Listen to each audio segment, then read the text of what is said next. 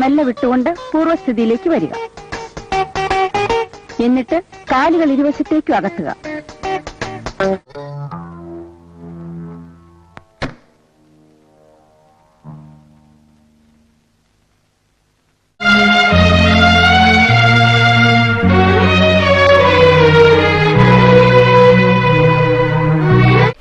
പതിമൂന്ന് വർഷങ്ങൾക്ക് മുമ്പ് എന്റെ അച്ഛനെ കൊന്നവരും കൊല്ലിച്ചവരും ഇന്നും ഇവിടെ ജീവിക്കുന്നില്ലേ?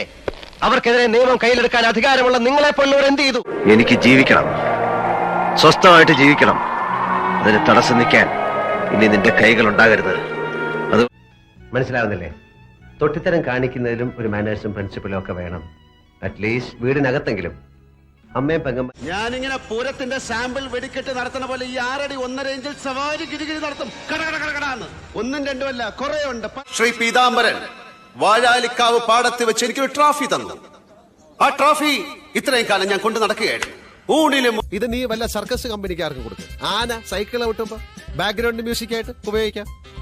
ഇവിടെ മഹാരാജ ഒരു